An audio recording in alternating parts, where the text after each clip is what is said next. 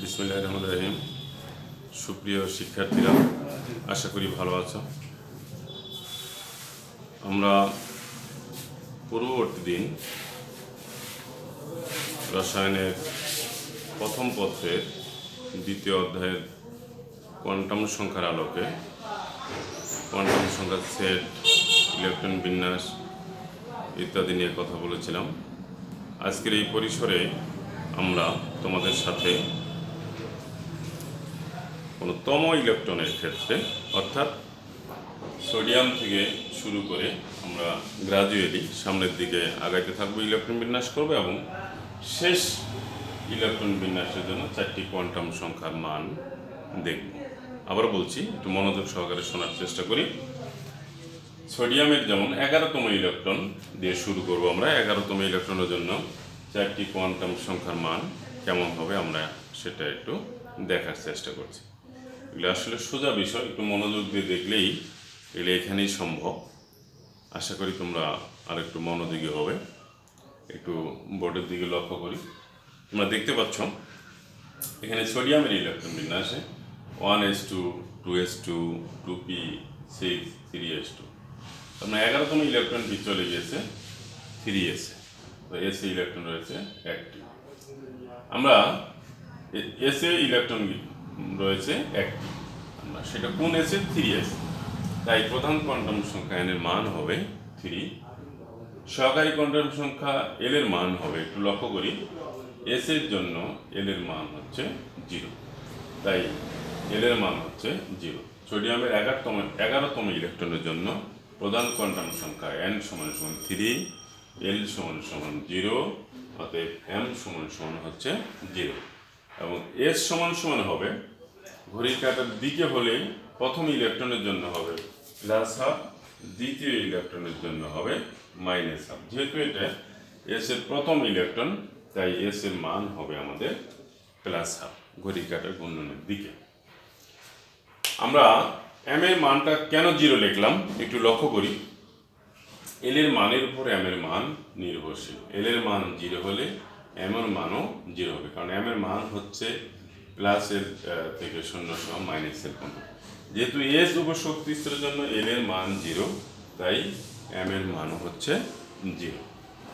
M এর মান 0 হলে, এম এর মান যেহেতু একটি 0, তাই এস এর মান হচ্ছে হয় প্লাস হাফ হবে, না হয় মাইনাস হবে। যেহেতু ঘড়ির কাঁটা প্রথম ইলেকট্রন ঘড়ির কাঁটার ঘূর্ণনের দিকে, তাই এস এর মান বা স্পিন কোয়ান্টাম সংখ্যাটা এসটা হবে আমাদের ঘড়ির কাঁটার ঘূর্ণনের দিকে, তাই প্লাস হাফ দ্বারা প্রকাশ করা হয়েছে।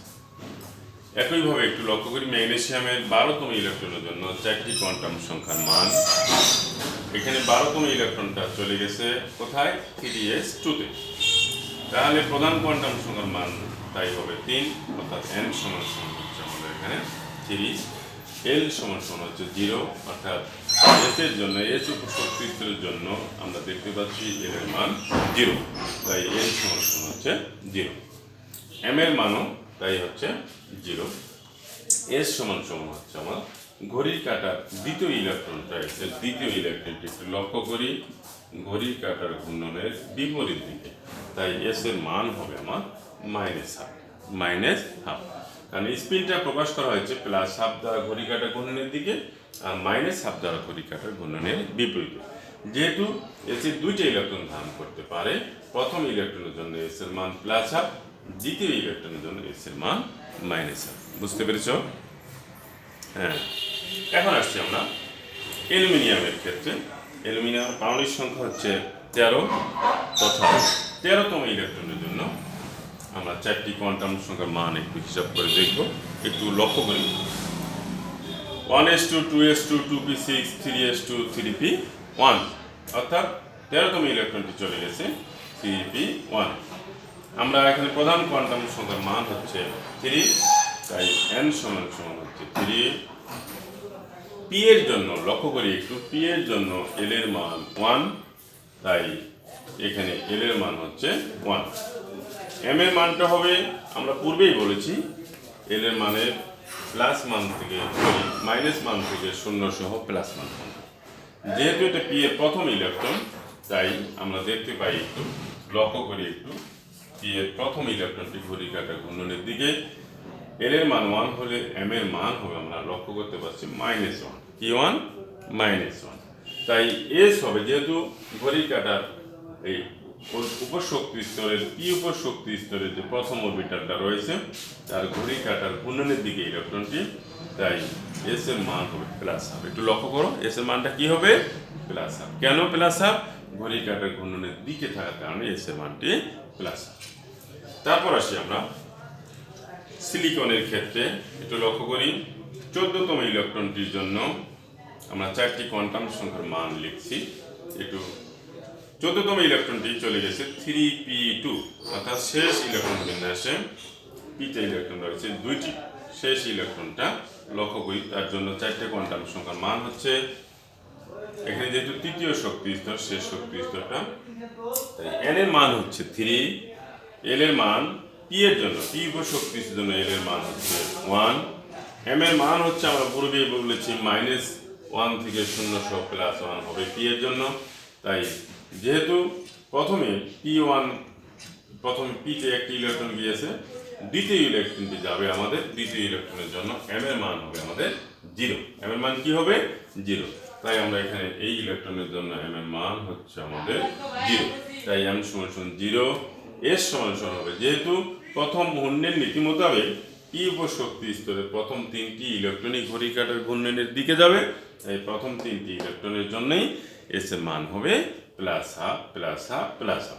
তাই m এর মান 0 হলে s এর মানও হবে এখানে আমাদের ঘড়ির কাঁটার ঘূর্ণনের দিকে থাকার কারণে, তাই s এর মান হবে +1। বুঝতে পেরেছো? আচ্ছা, এখন আসছি আমরা ফসফরাসের ক্ষেত্রে। লক্ষ্য করো, ফসফরাসের 15তম ইলেকট্রনটি দেখো জন্য আমরা 1s2, 2s2, 2p6, 3s2, 3p3, আমরা এর জন্য 4টি কোয়ান্টাম সংখ্যার মান লিখেছি। n = 3, তৃতীয় শক্তি স্তরের জন্য n = 3, l এর মান, যেহেতু p তে ইলেকট্রন, p উপশক্তি স্তরে ইলেকট্রন গমন করেছে, তাই l এর মান হবে 1, এবং p তে এখানে দেখো p3, p 3 নম্বর ইলেকট্রন, তাই এখানে m এর মান হবে, দেখো লক্ষ্য করো এখানে +1। এই যে লক্ষ্য করি একটু, এই অরবিটালের জন্য m এর মানটা হবে +1, m এর মান হচ্ছে +1। তাই এটা যেহেতু ঘড়ির কাঁটার ঘূর্ণনের দিকে, তাই s এর মান হবে +1। আমি একটু আগেই বলেছি মুন্ডের নীতি মোতাবেক p উপশক্তি স্তরে যে 6টি ইলেকট্রন থাকে, অরবিটাল হচ্ছে 3টি। প্রত্যেকটি অরবিটাল ইলেকট্রন যেহেতু থাকে 2টি করে, তাই প্রথম ইলেকট্রনটি, প্রত্যেকটা অরবিটালে প্রথম যে ইলেকট্রনগুলো যাবে সেগুলো প্রত্যেকটাই হবে ঘড়ির কাঁটার ঘূর্ণনের দিকে। তাই s এর মান হবে এদের প্রত্যেকটার জন্যই +1/2। সেই হিসেবে আমাদের s এর মান হচ্ছে আমাদের এখানে +1/2। এখন আসি আমরা পরবর্তী মৌল সালফার, পারমাণবিক সংখ্যা 16, এর ইলেকট্রন বিন্যাস 1s2, 2s2, 2p6, 3s2, 3p4। আমরা এখানে বলবো সালফারের 16তম ইলেকট্রনের জন্য 4টি কোয়ান্টাম সংখ্যার মান। এখানে প্রধান কোয়ান্টাম সংখ্যা হচ্ছে আমাদের n এর মান, প্রধান কোয়ান্টাম সংখ্যার জন্য আমাদের n এর মান হবে 3, তাই l এর মান, যেহেতু p উপশক্তিতে ইলেকট্রন গমন, তাই p এর জন্য l এর মান 1। আর একটু মনোযোগী হই, p এর জন্য l এর মান 1। এবার m এর মান হবে, লক্ষ্য করি একটু, যেহেতু p তে ইলেকট্রন হচ্ছে এখানে চতুর্থ ইলেকট্রন, তাই একটি করে ইলেকট্রন পূর্বে গমন করেছে, তাই এবার চতুর্থ ইলেকট্রনটি আসতে গেলে প্রথম অরবিটালে চলে আসবে p এ, সেখানে তার জন্য m এর মানটা হবে আমাদের -1। একটু লক্ষ্য করি ব্ল্যাকবোর্ডে, হোয়াইট বোর্ডে একটু মনোযোগ দিয়ে লক্ষ্য করি। তাই p এর এই চতুর্থতম ইলেকট্রনের জন্য তথা সালফারের 16তম ইলেকট্রনের জন্য m এর মানটা হবে -1। এখানে ইলেকট্রনটি ঘড়ির কাঁটার ঘূর্ণনের বিপরীতে গমন করেছে, তাই s এর মান হবে আমাদের -1/2। s এর মান কি হবে? -1/2। একইভাবে আমরা যদি আরেকটু সামনের দিকে আগাইতে থাকি, লক্ষ্য করি একটু স্ক্যান্ডিয়াম, পারমাণবিক সংখ্যা 21, স্ক্যান্ডিয়ামের ইলেকট্রন বিন্যাসে আমরা লক্ষ্য করতে পারছি 21তম ইলেকট্রনটি গমন করেছে 3d তে। কোথায়? 3d তে। 3d এর জন্য আমরা জানি সবাই এখানে n এর মান প্রধান কোয়ান্টাম সংখ্যা হবে 3। যেহেতু ইলেকট্রন d উপর শক্তি স্তরে গমন করেছে তাই l এর মান হবে আমাদের কত 2। কারণ আমরা পূর্বেই বলেছি d এর জন্য l এর মান হবে 2। কত 2।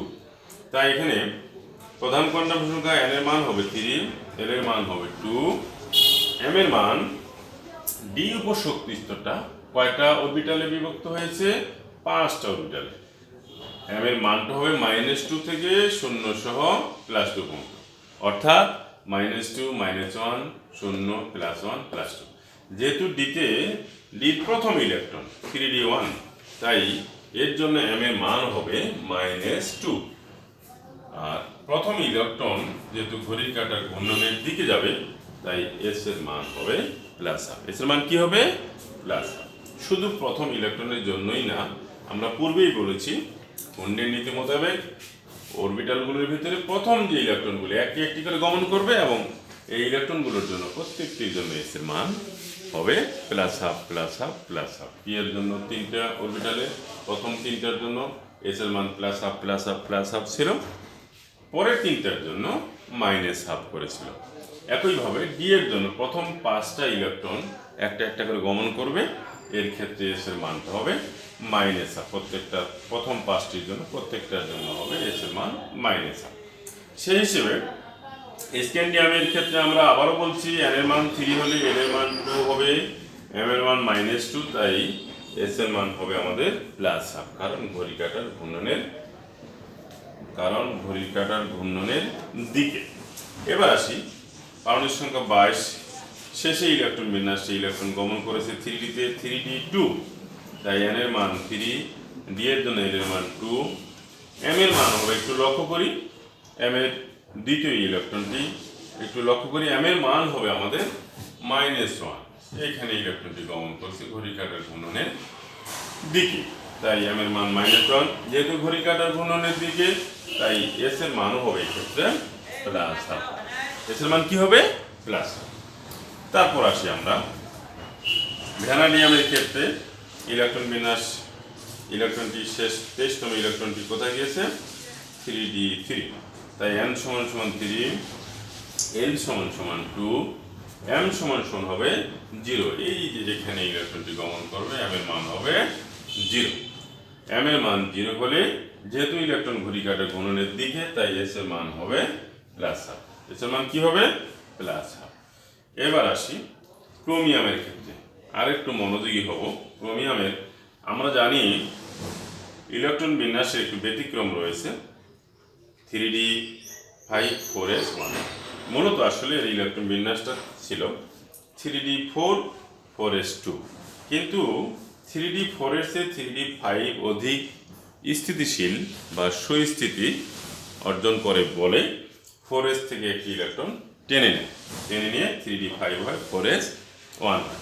কিন্তু আসলে এই ইলেকট্রনটি কিন্তু 4s এর ইলেকট্রন। আমরা যখন 4টি কোয়ান্টাম সংখ্যা লিখব তখন মনে মনে 3d-তে আসলে আমরা ইলেকট্রনটাকে আসলে ক্রোমিয়ামের পারমাণবিক সংখ্যা যেহেতু 24তম ইলেকট্রনের 4টি কোয়ান্টাম সংখ্যার মান নির্ণয় করছি, আমরা এখানে 23তম ইলেকট্রন পর্যন্ত চলে গেছে, তাই 24তম ইলেকট্রনের জন্য আমরা দেখতে পাচ্ছি m এর মানটা হচ্ছে আমাদের +1। তাই আমরা যদি সাজিয়ে বলি n = 3, d এর জন্য l = 2, d এর জন্য l = 2, অতএব m এর জন্য আচ্ছা আমরা লক্ষ্য করছি, অতএব m এর মান হবে আমাদের +1। m এর মান কি হবে +1।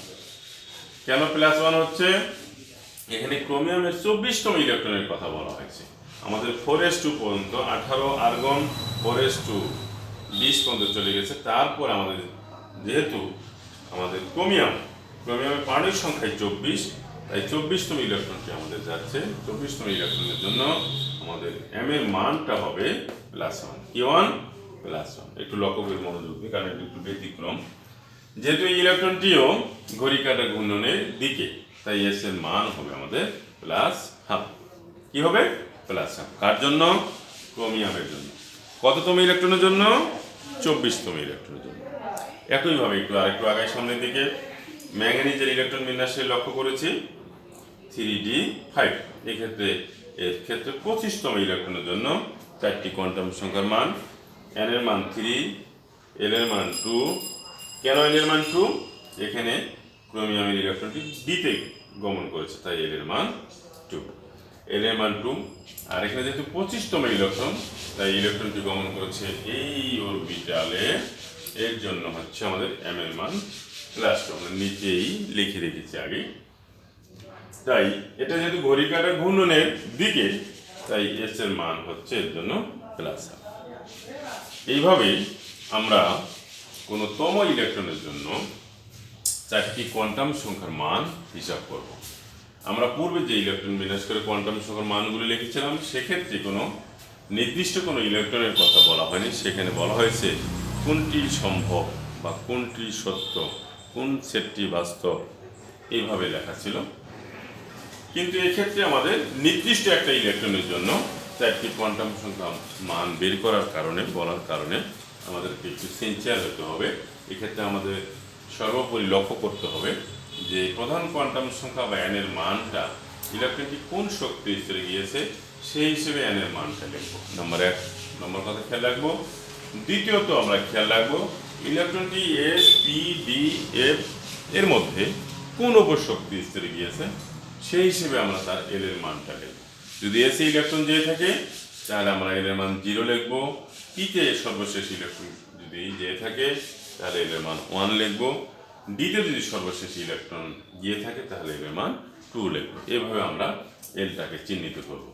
একইভাবে m এর ক্ষেত্রে আমরা সবাই জানি, আমরা mটা আমরা একটু লক্ষ্য করব মনোযোগ দিয়ে, কারণ mটা হচ্ছে আমাদের এখানে l এর মানটা, যদি আমাদের যে মানটা পাওয়া যায়, m এর মানের কথা বলা হয়েছে l এর মানে -l থেকে 0 সহ +l পর্যন্ত।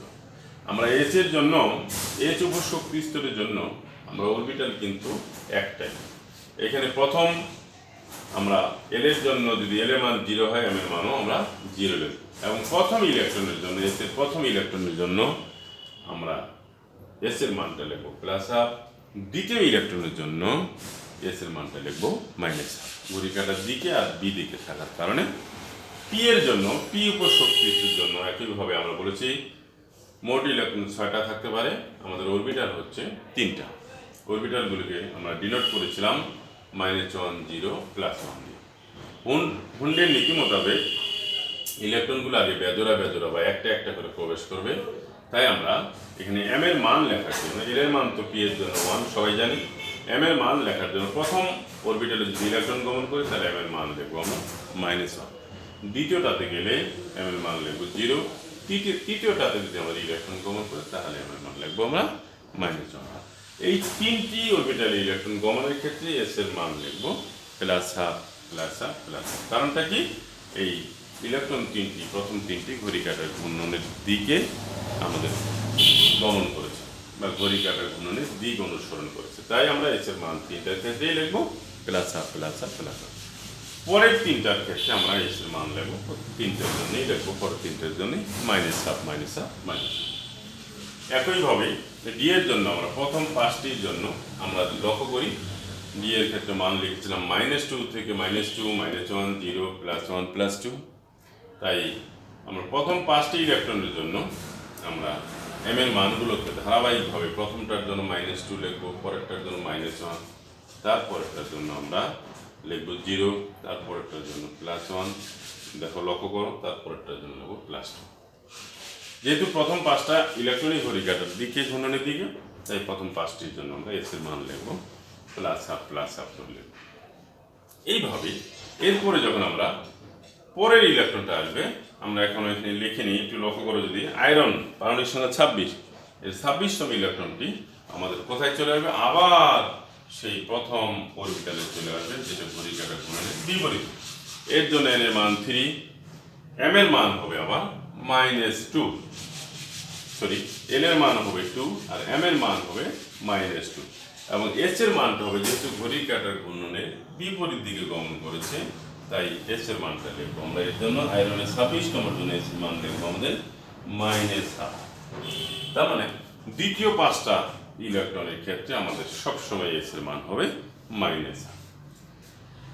আমার মনে হয় তোমরা বুঝতে পেরেছ। আর একটু যদি বাড়িতে মনোযোগ সহকারে পড়াশোনা করো, আরও ভালো করতে পারবে আশা করি। তো আজকের জন্য এখানেই শেষ করছি। আমরা পরবর্তী টপিকস নিয়ে কথা বলবো। তোমরা আপাতত ভালো থাকো, সুস্থ থাকো। আল্লাহ হাফেজ।